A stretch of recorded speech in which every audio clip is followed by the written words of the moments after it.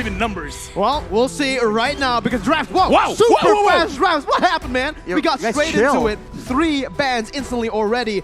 The coaches aren't playing, man. They are serious about this one. Both MDH and Onic, so much stakes on them right now. So much pressure. Heave, and instantly the Fredrin locked in with a carry by MDH. Whew, that's Yves pick, man. I really think, I might be biased because I'm a Yves player, but it's such a versatile hero. I mean, we've seen that in the previous matches, there were times where you can just build straight up a first item, brute force breastplate, or something like that, and you can still do damage. The base damage is so good, it's so spammable that without those damage items, you are still relevant. And the utility is just so solid after the changes in the patch. Looking at the draft right now for MDH, they already secured their main win condition. So right now, how do you draft around the carry? And it looks like they're going for a Valentina as well as the Lolita. And the thing that I gotta say, right, on Death right now, Valentina got nerfed. I kind of feel like it's a buff. Because you nerf Valentina, now it's being let through more often. True. Like no matter how strong you are, if you're always banned, you're not that strong. Oh. So right now it looks like the lane is getting picked up. I gotta ask you, Mercury, what do you feel about this lane going up against a Valentina, Lolita, as well as a carry? Well, it's pretty scary, to be honest with you, right? The Valentina, the Lolita, they're really good actually at just stopping this lane. But the thing is, honestly, it's Kyrie. Right? This is his signature pick. He can actually use the Tempest of Blaze to dodge away from almost all the CC. From the Terrify coming in from the Valentina, to the Stuns, and even the Luminon Blast coming in from the Lolita. We're definitely going to see a lot of acrobatics required to even begin to have an impact in this game. But Onic, they like it the hard way. For Vietnam, they have banned away the Franco as well, so we won't be seeing that aggressive posting that we've come to expect. But now for Onic Esports, it does seem like they want to try and mitigate any kind of counter to the Ling or any kind of dive towards that back line. Right now, because the Valentina is there, do you think that Onic Esports, they really should be careful about their next pick? But before that, let's look at the comparisons between the King as well as Boots. We're looking at the average damage taken. The King has been absorbing a lot, 7,000 in average, and Boots 5,000 in average. But the thing is, the kill participation as well as the KDA, Boots has been doing well. He has been appearing in a lot more fights, and he doesn't die as often.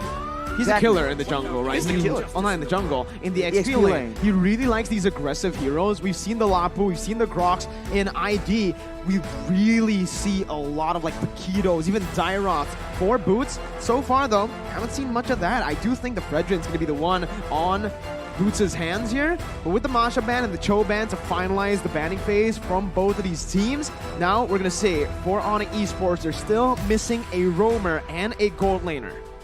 A roamer and a gold laner. I think crowd control for sure will help a lot. They already have Fredrin, but with a Numinum Blast always around the corner, having any kind of disruption would be very, very valuable unless they think that a gold lane needs to be picked up first. But considering that Vietnam already picked their own gold lane, it doesn't seem required. What? Oh, whoa, what? No. I like this, all right? I like the Angela pick because you could mitigate or you could be aggressive in the mid lane. And why I like this is because I don't think they should actually draft any kind of disruption because look at MDH. They have a Valentina, right? If you pick a roamer that has game-changing crowd control kind of ability, then you're giving it away to MDH. So it is a double-edged sword. It's like, you want this, but you're kind of giving it to the enemy as well. Giving over Angela, you're just giving like an extra shield to one of the members, which is still kind of good, but at least you do not stop the link. True. But now there's a Benedetta as well as a Lapu. And now that shielding becomes a question, Lapel. If Lapu comes in, disrupts and nukes your backline with the help of a stolen hard guard, that could be a very tough situation to try and deal with for Onic Esports. Big question now is what will CW use? Wanwan's banned out. Usually he goes for the Beatrix or the Claude. We've seen some Brodies, but honestly, knowing CW, knowing how deep his hero pool is, if you're up against this kind of composition, just go for something crazy, right? You already have some physical damage, and do I call it here? Yeah, there you go. That's what I'm getting at, man. Just go for it, right? You want to actually let these guys dive onto you because, hey, you are going to be able to dodge a lot with this Mon Force. And CW, again, unique hero pool, very deep hero pool. Utilize that. I am not biased, but I'm hyped with this draft because Harif has been like again, he's been missing, right? And Angela has 2 targets. You can go to the Ling, you can go to the Harif. So they have multiple win conditions. So the Angela is not really restricted into one style of play. With that being said, MDH, they got their work cut out for them because they have 2 very mobile heroes that they got to try to catch. And again, it's not going to be easy because there's so much mobility, and the moment you feel like you're going to get a kill, all of a sudden, there's a shield. Exactly, with the slow, with the healing, with the immobilize as well. And not to mention, right, the combination of a Ling and a Harith. If you're a backline member, if you're a squishy hero right here, what do you build? Ladies and gentlemen, it's time to dive into the land of Dawn to see if Onic Esports can claim the upper bracket or if MDH will stop them in their tracks right now. CW with the Flicker, no Purify, Kyrie, not with the Demon Slayer that we've seen. Ling's do, Ling's utilize. He's on that killing spree, and he enjoys that a bit more. Yeah, dude, I'm calling it right now. MDH, if they can go aggressive, and I'm not just talking about simple aggression, right? Wait for the turtle and then try to get kills. Don't even focus on the turtle that much. Try to get kills, try to slow down what Onic is trying to do, and then you're going to be at a very, very good spot because they reached their power spikes way earlier because they have 2 fighters-ish, because technically Benedetta is kind of playing like a fighter where you want to dive to the enemy and try to dish out as much damage as you can. So if you can really use your draft very, very well, putting pressure early, then they could do something against Onyx lineup where they kind of want to scale up just a little bit, like 1 or 2 items. Right, the fighter advantage that scales a lot faster. Being able to tank more damage, a lot more base damage in the abilities as well. That's definitely something that they can use. But in the top side, CW. Woo! Super low. Kyrie gets the first blood. CW lives with 1. Look at that grandma! Like legit, he should have gotten the kill, but RNG, man, sometimes it's not on your side. The range Wasn't wasn't hesitation. enough. He flickered in because it looks like 1 hit was enough, but CW survived with such a small sliver of HP. 1. It's unreal. Effectively 1. That is so unfortunate. And now tides are swinging towards Onic Esports. 460 gold advantage. Not massive, but it all will add up. Oh man, that was definitely frustrating, right? If it was me, I would have been tilted, man. Going for the Flicker under the turret, CW utilized the damage reduction from the first turret, and it was really good, right? You saw a bit of hesitation, I agree. I think Hehe would have been able to get that kill if he flickered a bit earlier. Yeah, but right now, looking at MDH, they're starting to turtle, and this is what I want to see. I want to see some kind of aggression, but Boots in the front. Oh, it's still Joga who wins out the red tree battle now with the King jumping in with the Bravest Fighter. It is going to be Kyrie locked down by the Moon on Blast and the stun as the King picks up a kill on the back lines up against Boots. The King super low as Kyrie gets some HP back from the hard guard. It's a 1-for-1, but it's worth it for MDH. They got the turtle. They got the turtle, and they traded their EXP lane in the process. Later on, it might be a concern because, as we mentioned, the EXP lane right now is so critical to the macro maneuvers. So if they maybe let the King fall too far behind, he might get dethroned, and that would be a very tough situation if they're going to contest for the later objectives. I like what it did. I just want some kind of adjustment because just now the King went in alone, but I kind of feel like if Gennard and Midnight Help followed up with him, like just dove in as well, like kind of disrespecting Onic, it would have been a little bit better because, again, Ling has a lot of mobility in the early stage of the game, but not enough damage, and look at that! Oh, CW's gonna be caught here, doesn't have that Purify, he is going to be chained down with the stuns coming in. Sans finally rotates up top, but it's a bit too late. CW falls, and that's him missing on that gold minion. No gold income from that lane for him right now, and that was such a good engage. Beautiful. Coming in from the undetected bush for Nart. This is why the Lolita is just so dangerous and so oppressive as well. There's a lot of stuff that Nart can block on that bulwark, and of course in the early game it's deceptively high damage to clear the waves as well. I want to pay attention towards the Harry because the mystery shop gets you items a little bit easier, a little bit faster, but look at this. He's putting points not only to the penetration, but also to the cooldown. So for you to be able to dash a lot in the Zaman Force, you need at least around 33% cooldown. So if you build the cooldown boots as well as the Calamity Reaper, you can already go very, very aggressive. So he's going to get his power spike way earlier compared to MDH. Now there's a question from me, right? Should have CW, I mean, I don't know. CW went for Flicker. Should he have went for that Purify? I feel like considering that there's two massive engages that are kind of telegraphed, it's not required, but it could be used as MDH goes in. That's a lot of resources placed down already. Need my help. Gonna use the real world inflation. 2 real world inflations popped in as Kyrie jumps in with the Tempest Blaze now, targeting towards Need My Help. But it's gonna be Kyrie stunned up. Still able to dash out with the Pinch Poise and the Defiant Blade, but it's a 1-for-1. Mid laner for XP. Kyrie opting to go for the trade onto the purple buff instead of forcing and committing onto the turtle. The efficiency of Kyrie, though, understanding that, okay, we don't have control over the turtle pit, we might as well go for something else. And on that Ling, what can be more valuable than that purple buff? He goes in straight for it, and it's not ideal, but how quickly he makes the decision is very, very impressive. Yeah, again, like Kyrie is a different beast whenever he's using a high mobility kind of hero. Makes it very difficult for MDH because even though like the Lolita has been catching a lot of people off guard, but going up against a Ling, it's not a secured catch. And right now, Gernard goes in. It looks like they're going for Onic. Okay, Zaman Force popped into the back line. It's not going to be taken low. Samo's still surviving, but will be shredded down. A CW looks for some more damage on the Hehe, who's still able to survive. Kyrie picks up a double, and it is going to be a 2-for-1 for now. Joga clearing out that way, but look who's here. It's the King, who's not able to do much here. Oh my god, that damage from Kyrie! Picking up a monster kill, and Joga's gonna be next on the chopping block. Kyrie with a Tempest Blaze now, looking for that kill, but will not be able to get in range. Samo just walks by, sends some love. Sense of love literally his way. And that is the speed that Onic is playing with right here. They're abusing that Link pick. And if we take a look at the items, the Berserker's Fury has been built up. That is why the crits were hitting kind of hard. And of course, with a Vampiric Scepter, he has a bit more sustain, so it's not as easy to take him out. But Boots now is the target. Uh-oh, 1 HP from Boots gonna be shredded down by Hehe as Kyrie tries to look for some sort of trade, but it will not work out. It's still just MDH getting that kill for free. Meanwhile, in the mid lane, final blows gonna be popped into the back line as CW jumps in with his Zaman Force all the way, dodging everything, but he's gonna be terrified here. CW still flickering out, getting out of harm's way.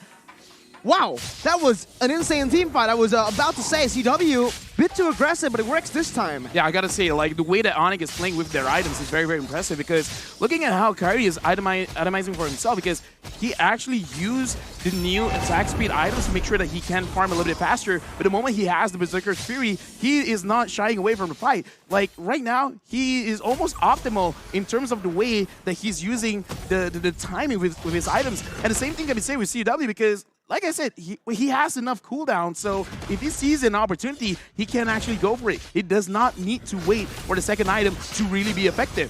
Joga again with a final blow, but it's going to be the turtle canceled out. Joga forced to use that eye for an eye on cooldown now.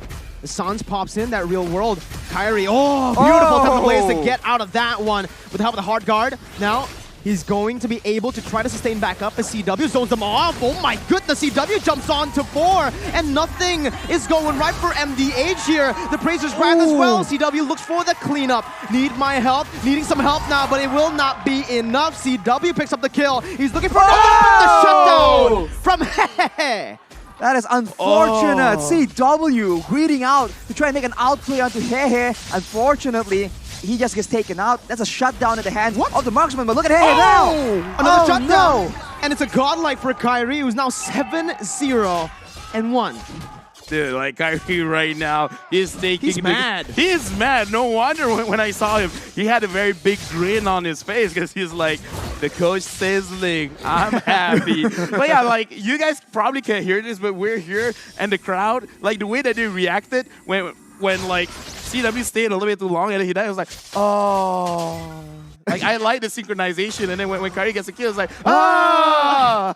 You can hear the home crowd advantage right here. But CW, he's so aggressive right now because, yes, he needs cooldown, Lofel, but he did build a Holy Crystal already, so... No, he doesn't need it anymore. It's like, yeah, I'm just going pure damage, man. Exactly. He thinks that the mobility is sufficient. Now, look at that burst damage.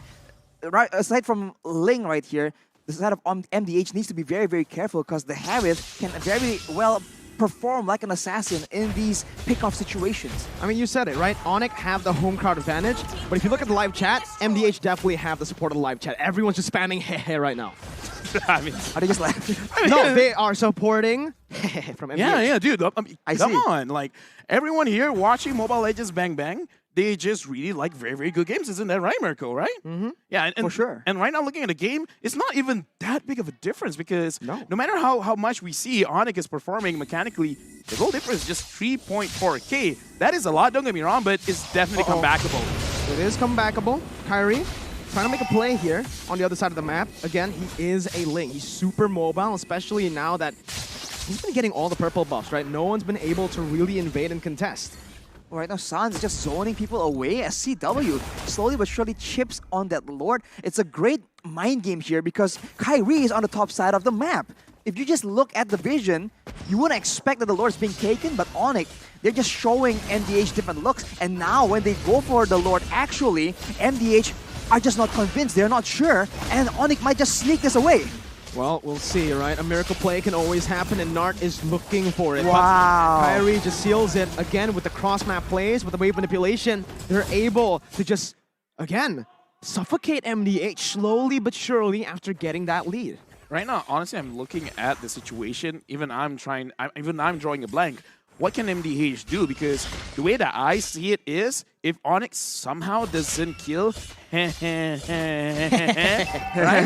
Like, he would eventually outdamage them. But because I kind of feel like it's kind of in a situation where you definitely can't catch Kyrie because the way that he's moving is a little bit too fast. But Gennard gets caught. Sans gets the hard guard, but it's going to fall right now, and that's need my help like he pops into real world inflation. CW now looking to look for a big play, but it's going to be caught down. Two members, the damage dealers from Onic Esports losing their life as Kyrie jumps in onto 3 members now. It's still Samo alone in the top lane with the Lord, looking for some play, but Nard's going to be able to stun him up. Joga looking for more damage to follow it up, but it will not be enough. Onic Esports got the Lord, but again, nothing on the board. I'm sorry, did I just caster curse myself? It's like, oh, I don't see any way, but the King, 1v1, Kyrie. Legendary! A fist fight in the bottom side It's a sword there. fight. Fighter against Assassin, by the way, doesn't even matter.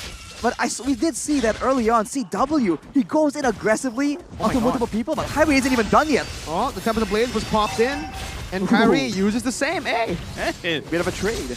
that was honestly just style points for both of them. I mean this in the most respectful way, but monkey see, monkey do. Monkey see, monkey In the most respectful because That's is Valentina's ult. Yeah, but you know that's a proverb. I am you. Yeah, Listen, I am you. it is a saying, but now looking at the items, CW has the concentrated energy. If early on he goes in and he gets taken out, now with the extra bit of sustain, with the Feather of Heaven as well, he's going to be able to actually be a lot more survivable.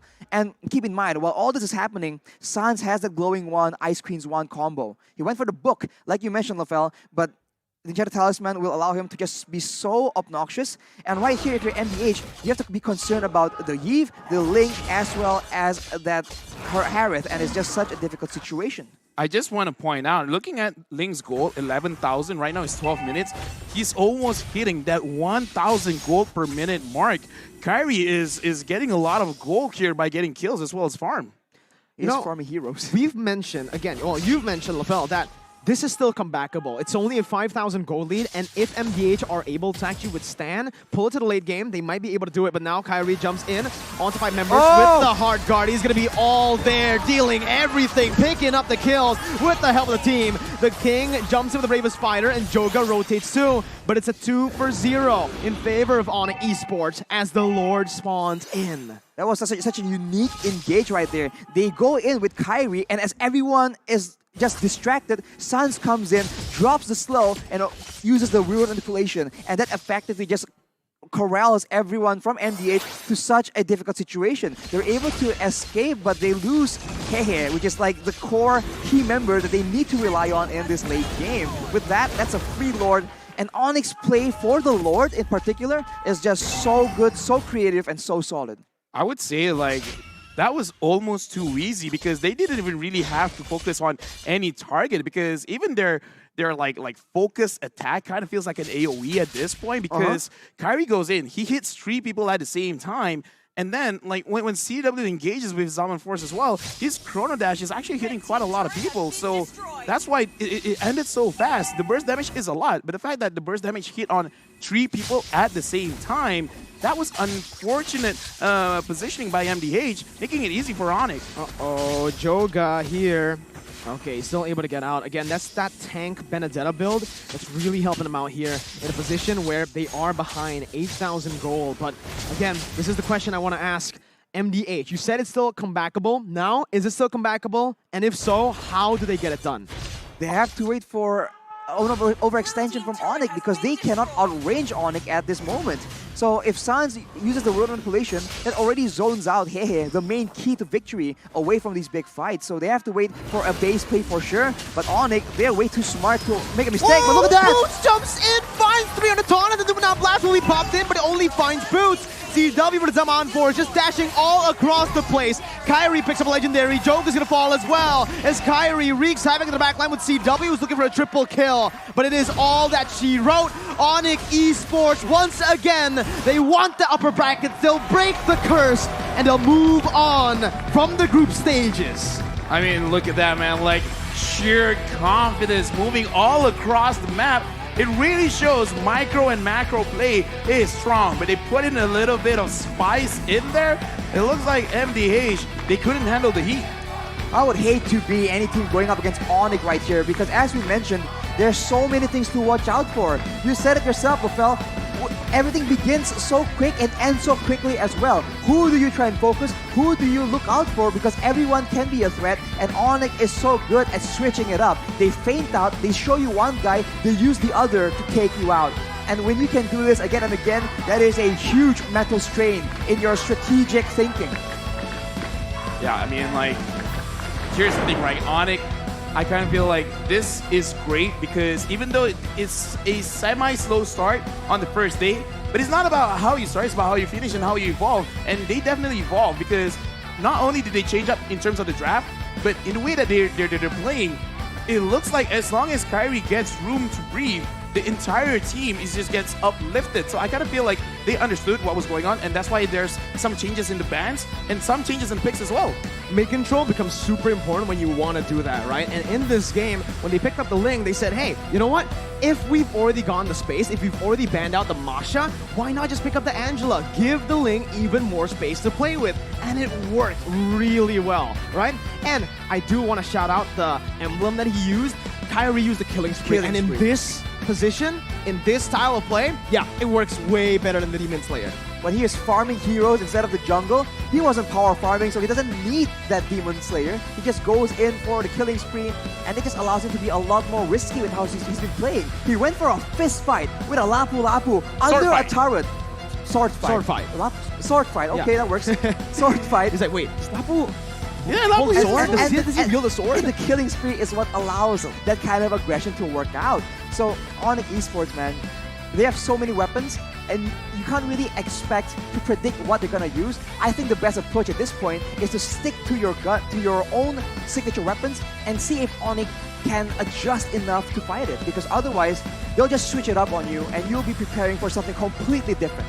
Onyx had this problem for so long where in the international stage, they, you know, I'm a problem.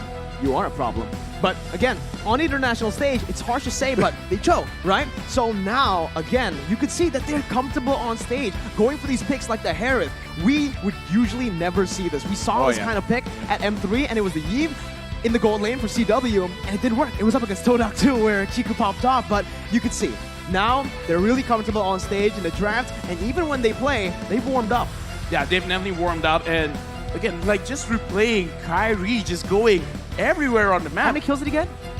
9? 8, 9, 8, 9, yeah. somewhere there. Like, here's the thing, right? Take Even the Ling going up against the Lapu Lapu, it could have definitely been like an anime fight where the Lapu Lapu had the bigger sword, like, you know, Bankai it up, and then tried to slash him, and then the Ling just like, and then it's all over. The burst damage once he has the Berserker Fury is almost unfair, right? It's almost item unfair. build. The item build he went for, absolutely phenomenal, right? Because when we see the Ling, usually, especially in M4 right now, the Ling usually builds the Wind Talker. We saw this from Ken. like the get farm and on stuff. a Demon Slayer. But that was really brilliant by Kyrie. He wants to kill, he wants to look for that damage, so what did he go for? He went for Berserker's Fury, and here, the fans are still going at it. Onic Esports, man. Wow. Fans are passionate, I love it, I love to see it from them, and they're walking out, still yelling Onic Esports. That is the support that you can expect from the home crowd, man. We are pretty proud of it, I must say, as as Indonesian talents. I'm No just, bias I'm here, just, bro. I'm just here, riding and vibing, Right. No, Hitting you and are vibing. even more proud because Todak beat Onic. Yeah. Here's the thing, right? In the World Championship, you don't want to celebrate early. Okay. I've learned that too many times. MSC, M3? Okay, let's not bring it up. Let's actually bring up the items here. And Arashi, we talk about the Berserker Fury. Any other items that we should really look out for? Well, of course, initially the Berserker Fury is definitely a more burst-heavy itemization choice, but afterwards he even went all in with the Blade of Despair at the end of the whole sequence. So he went all in for damage. He knows what he's here to do. He doesn't really care about the safety because you can see that when he goes in, when he's able to drag away all the attention from the members of MDH, it doesn't matter if he gets taken out. And he has the mechanical skill to back it up. It doesn't matter what they try to do because he will outmaneuver it. Even True. the Numeron Blast play we saw, he was able to use the Tempest of Blades to dodge it perfectly. And that just allows him to itemize in such an aggressive manner, and that in turn allows him to just rack up the kills. He has 11, Mirko. That's a lot more than we expected. And when you're having your hands full with this very mobile Ling, with the Angela as well, CW comes in, and he is also very, very sustainable. Lafelle mentioned the Calamity Reaver and the cooldown boots. He does have, I think at this point, about like 20-30%. It's a lot, and he went for the Holy Crystal very, very early, just in case that in those tight situations, when they're going for a quick pick-off, those quick burst plays, he has the burst damage to back it up. And that's why I really love the Harith pick, right? Because up against the carry, we've seen this, Arashi.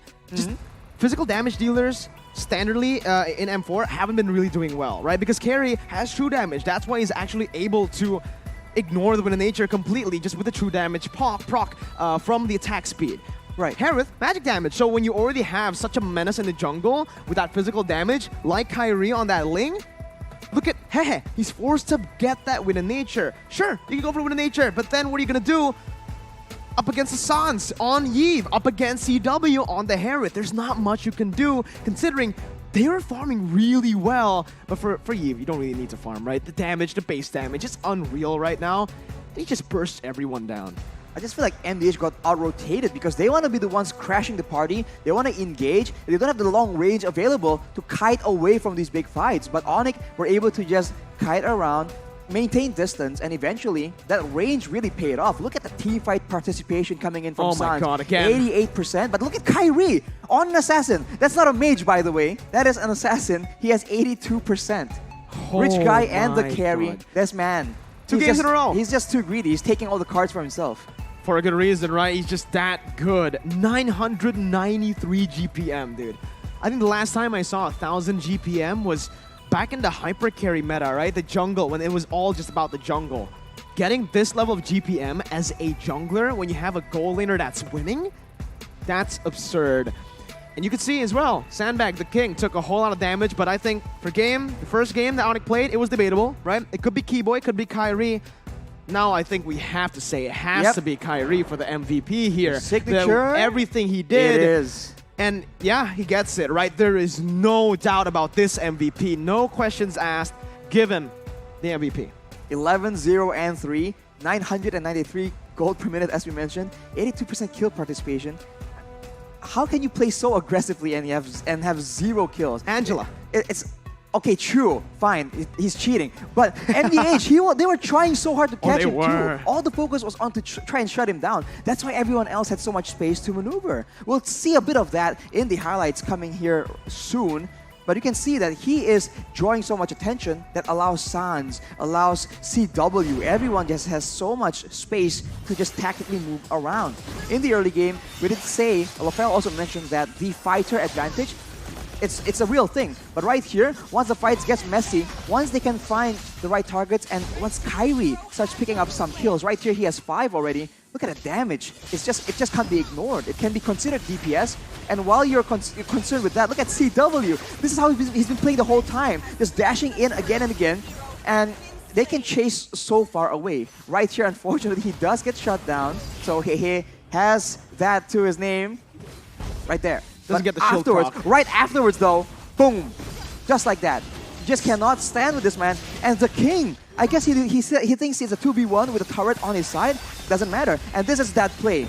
Everyone with their eyes on Ling does not realize the Yeef in the side, in the bush. There was no vision available. Man, what a play, but we have LaFell, Kyrie, and Coach Aldo standing by on the stage for the interview. Let's throw it over to them. Thank you very much, Mirko, as well as Arashi, for the post